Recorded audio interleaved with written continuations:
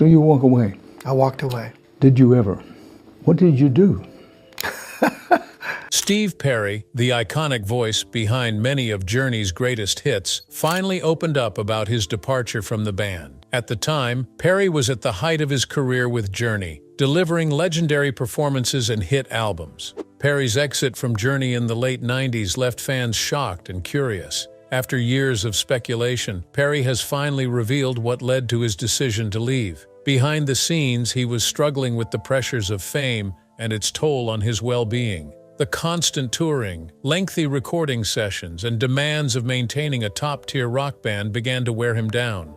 He lost his passion for music and the industry. He started to feel disconnected and burnt out. He thought the joy and excitement he once had for performing were fading, and he did not want to continue if his heart wasn't entirely in it. This combination of physical pain, emotional exhaustion, and a desire to find peace outside of the spotlight led to Perry's decision to leave Journey for good. But were there any regrets? And how did he reconnect with his love for creating music and performing?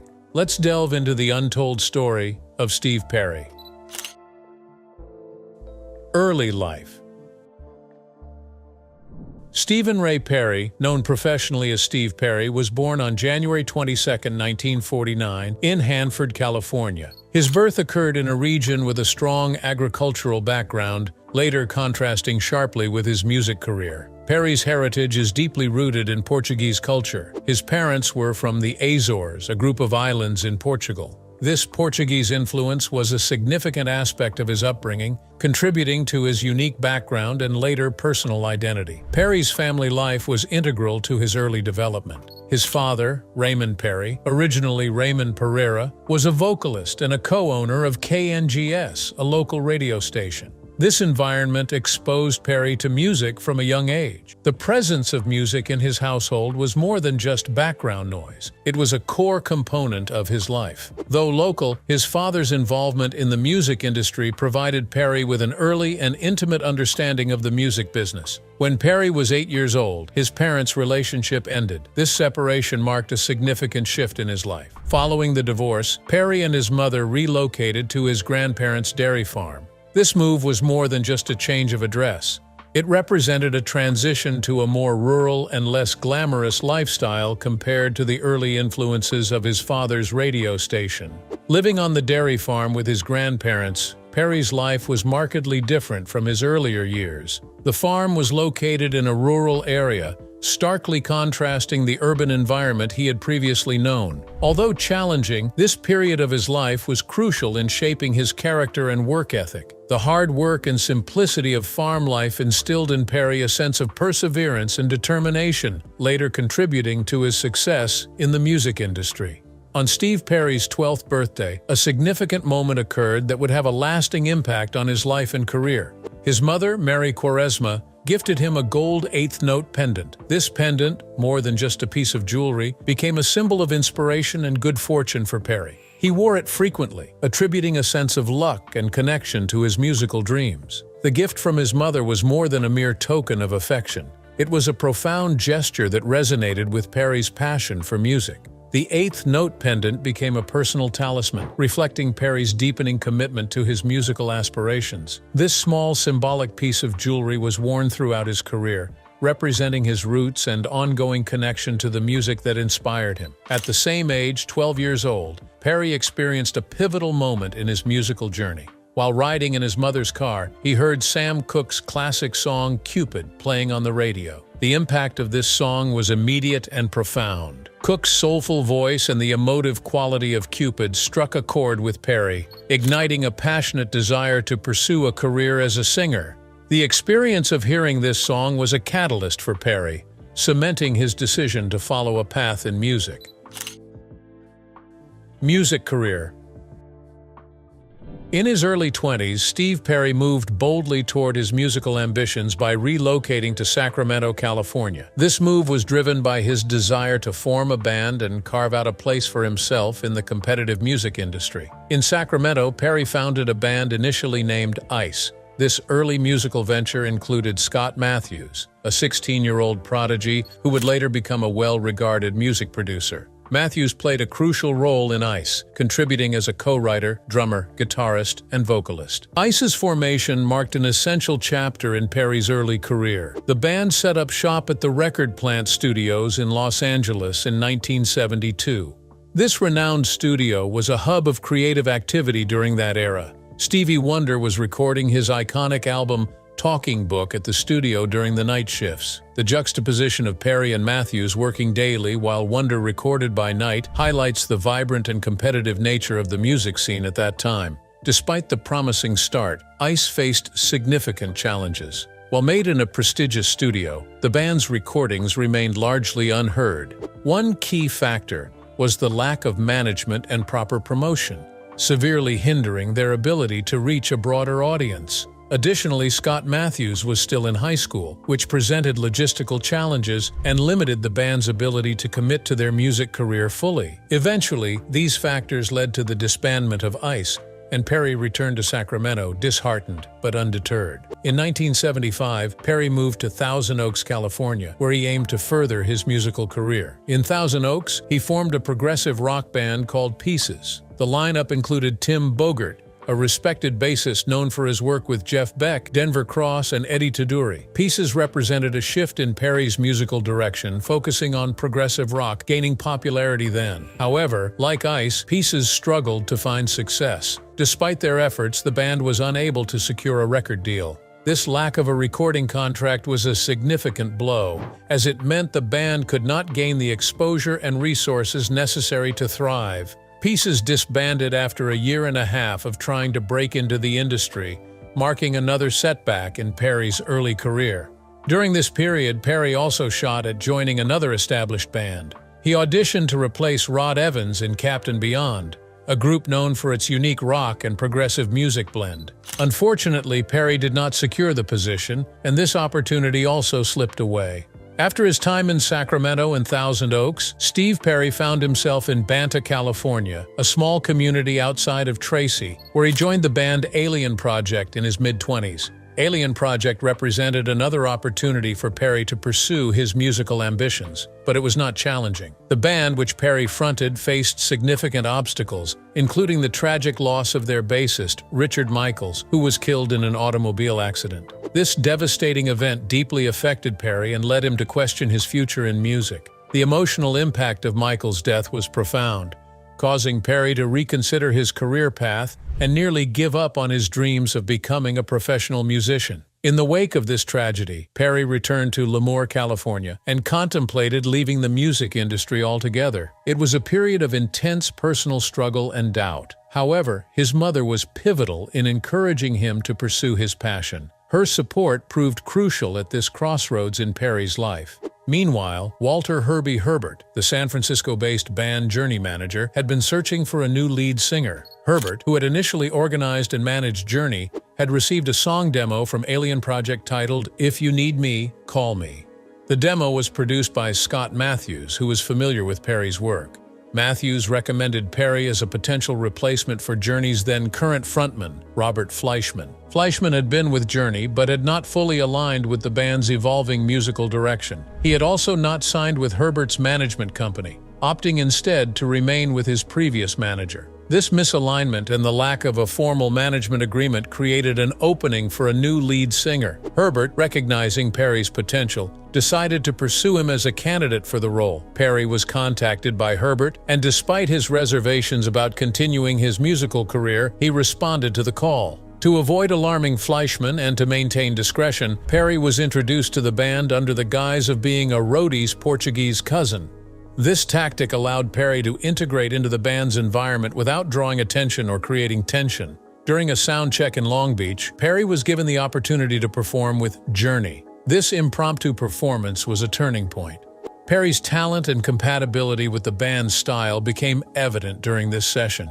The members of Journey were impressed with his voice and stage presence. Shortly after this performance, Herbert made the decision to inform the band that Perry would be their new lead singer. Perry's transition into Journey marked a significant turning point in his career. His recruitment as the band's lead singer was not just a change in lineup, but a pivotal moment that would set the stage for Journey's transformation into one of the most successful rock bands of the 70s and 80s. Perry's powerful vocals and charismatic stage presence brought a new dynamic to the band, helping to redefine their sound and contribute to their future success. Steve Perry made his first public appearance with Journey on October 28, 1977, in San Francisco. The initial reaction to his debut was mixed, as Journey's fan base was accustomed to the band's original progressive rock sound.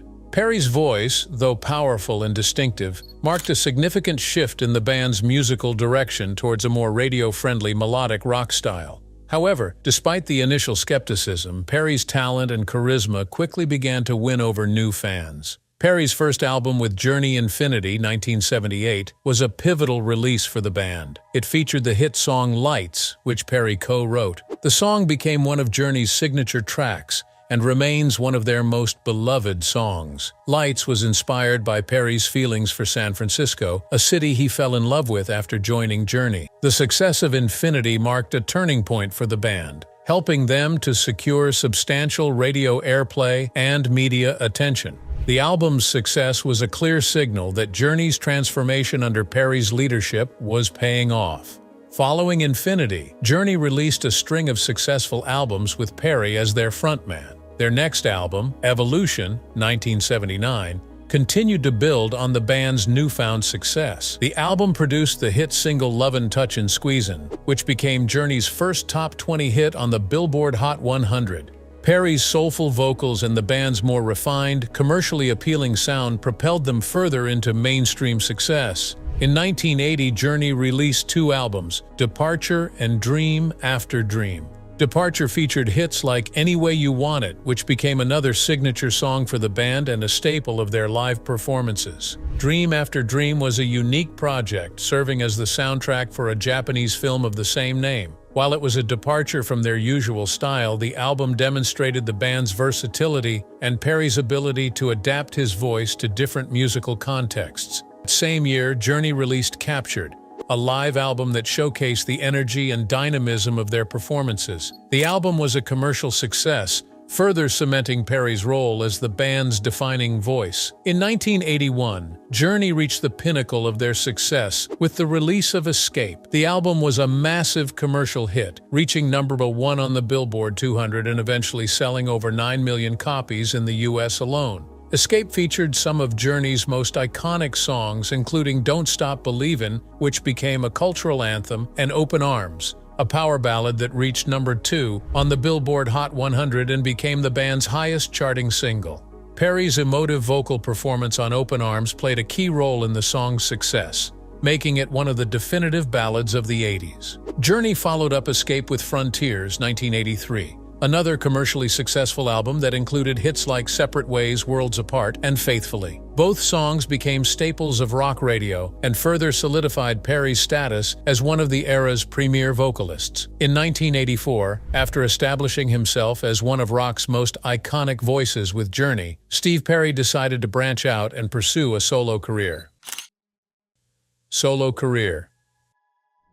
This marked a significant moment for both Perry and his fans, as it allowed him to explore his musical identity outside of Journey's framework. His debut solo album, Street Talk, was a commercial success and a major milestone in his career. The album's title, Street Talk, was a nod to the name of Perry's earlier band, Alien Project, which reflected his deep personal connection to his musical roots. Released by Columbia Records, the album quickly captured the attention of listeners and showcased Perry's signature vocal style while embracing a slightly different sound than his work with Journey. Street Talk sold over 2 million copies in the United States, earning multi-platinum status and solidifying Perry's reputation as a formidable solo artist. The album's lead single, Oh Sherry, became a massive hit and remains one of Perry's most memorable songs. Written for his then-girlfriend Sherry Swafford, the song reached number 3 on the Billboard Hot 100 and became a staple of 80s rock. The emotional intensity of the song, combined with Perry's impassioned delivery, resonated deeply with audiences. The music video for Oh Sherry was also a significant success, receiving heavy rotation on MTV. The video's popularity further amplified the song's reach and helped establish Perry's solo career in the mainstream music scene. In addition to Oh Sherry, Street Talk featured other hit singles like Foolish Heart, which peaked at number 18 on the Billboard Hot 100.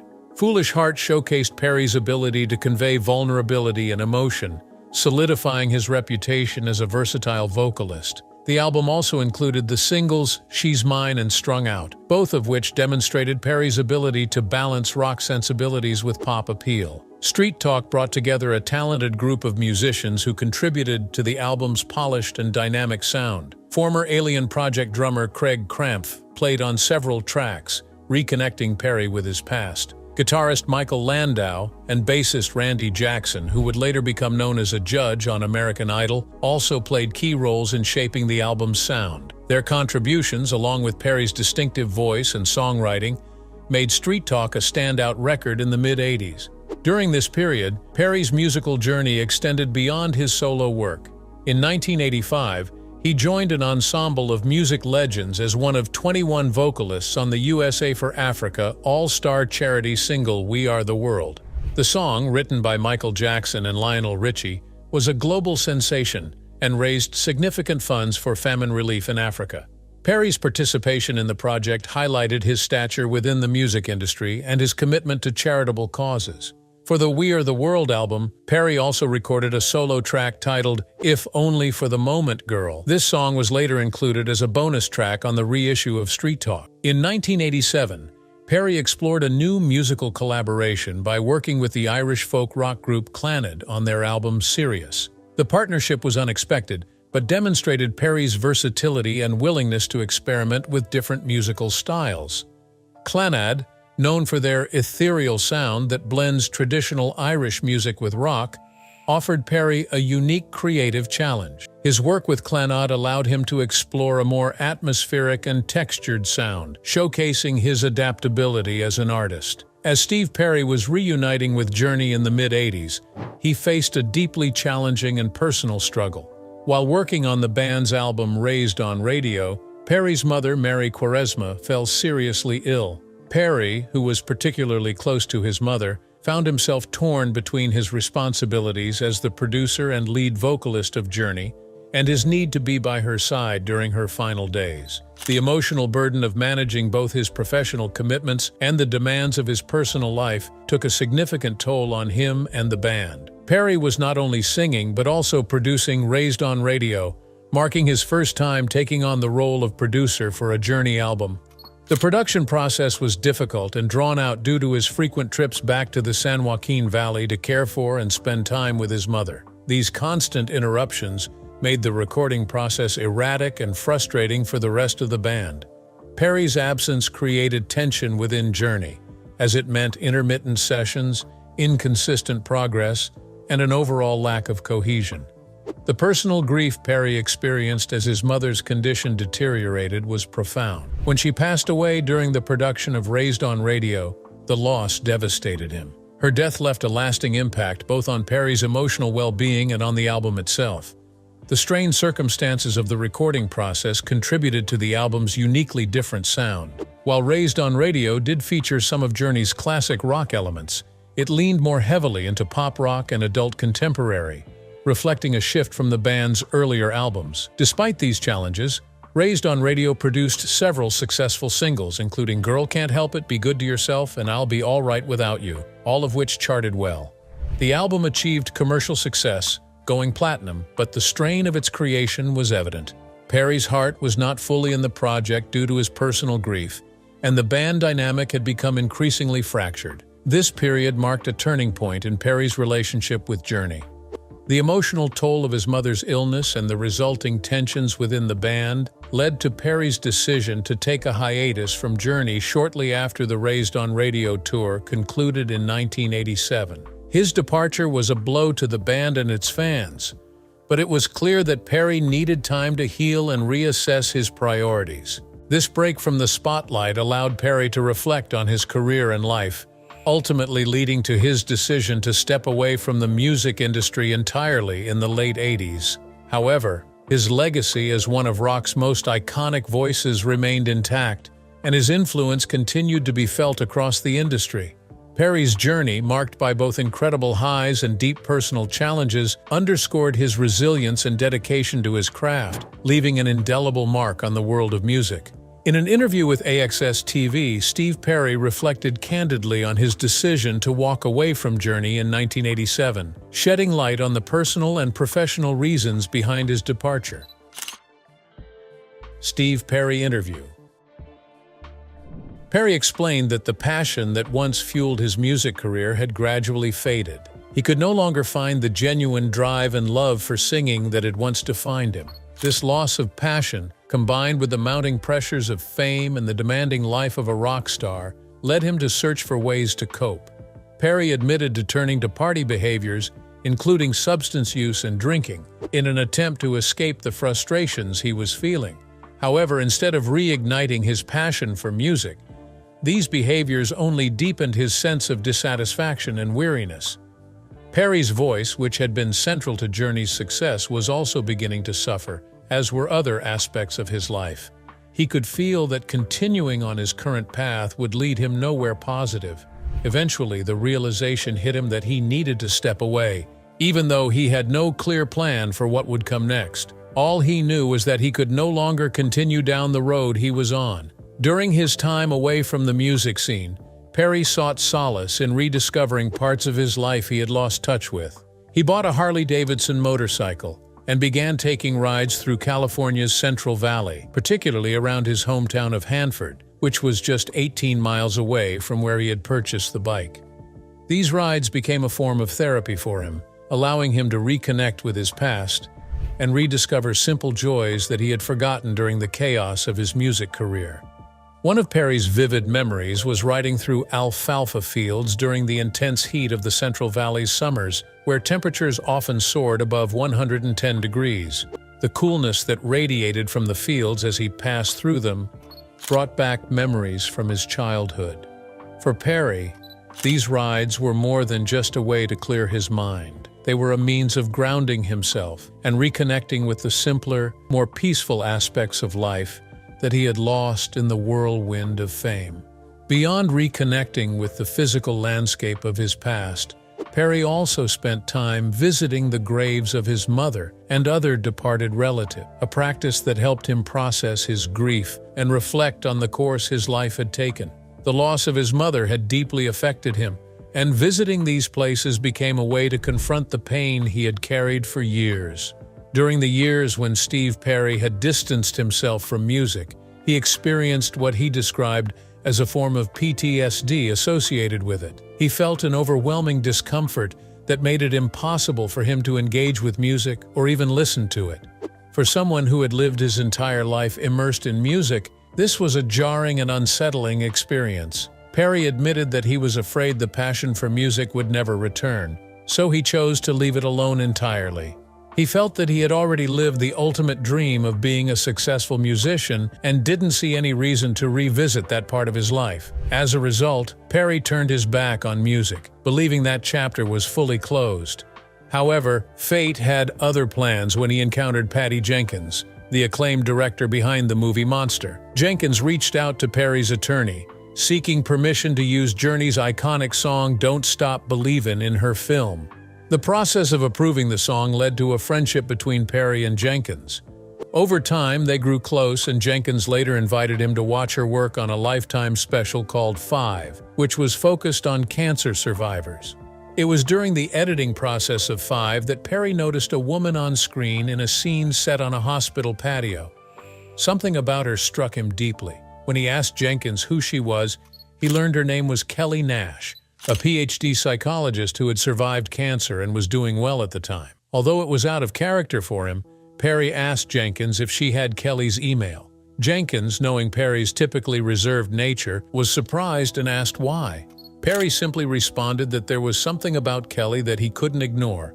He just wanted to get to know her. After waiting anxiously for 2 weeks, Perry finally received a response from Kelly. They met for dinner, and from that moment, they were inseparable. Perry described their connection as profound and familiar, almost as if he had loved her before they had even met. The depth of their bond was unlike anything he had experienced before. They spent the next year and a half together, but their time was tragically cut short when Kelly's cancer returned, ultimately taking her life. Kelly's death had a profound impact on Perry. Before meeting her, he had been living in isolation, both emotionally and physically. Kelly had pulled him out of that isolation and reintroduced him to life in ways he hadn't known for years. Their relationship brought him joy, warmth, and a renewed sense of purpose. One night, during one of their intimate late-night conversations, Kelly asked Perry to make her a promise. She knew her illness might return and said, if something ever happens to her, Steve must promise her not to go back into isolation, or it would make all they had for nothing. This request carried immense weight for Perry. Kelly's plea wasn't just about her life or their relationship. It was about ensuring that her struggle and their love had lasting meaning. Perry made that promise, and it became a guiding force for him after her passing. He dedicated his return to music and the album Traces to her, honoring her memory by keeping that promise. The record marked his first new music in nearly 25 years, and it was driven by the love, loss, and hope that Kelly had brought into his life. Perry's journey back to music was not just about fulfilling the promise he made to Kelly. It was also about continuing the healing process. He had lived with isolation and fear for so long that breaking out of those patterns required courage and determination. Kelly's words became a constant reminder that retreating back into isolation would be a betrayal of everything she had given him. So, despite the grief and the difficulty of returning to a world that had caused him so much pain, Perry chose to move forward. By doing so, he transformed his loss into creative expression and found a renewed sense of purpose. Steve Perry's singing voice has earned widespread recognition and praise from both music industry peers and influential publications. Known for his powerful, emotive tenor voice, Perry became a vocal icon during his time with Journey and beyond. His impressive range, smooth delivery, and ability to convey deep emotion in his performances led to him being affectionately nicknamed The Voice, a title originally given to him by fellow rock star Jon Bon Jovi. Perry's influence and legacy are highlighted in his ranking at number 76 on Rolling Stone's 100 Greatest Singers of All Time list, which showcases the respect he commands in the world of rock and popular music. His induction into the Rock and Roll Hall of Fame as a member of Journey on April 7, 2017, further cemented his status as one of the most iconic voices in rock history. Perry's return to the public eye during that ceremony was particularly memorable, as it marked a reunion with the band he helped define, even though he did not perform with them. Perry's vocal talent continues to be celebrated. In August 2023, Billboard recognized him among the top 50 rock band lead vocalists of all time, ranking him at number 30. This recognition underscores his enduring impact in the music industry and solidifies his place among the greats. Notably, in a separate poll conducted by Billboard, readers chose Steve Perry as their favorite rock singer of all time, with an overwhelming 67% of the overall votes. This victory speaks to the deep connection and lasting admiration fans still feel for Perry's voice and music. If you enjoyed this video, like and subscribe and click on the next video shown on your screen.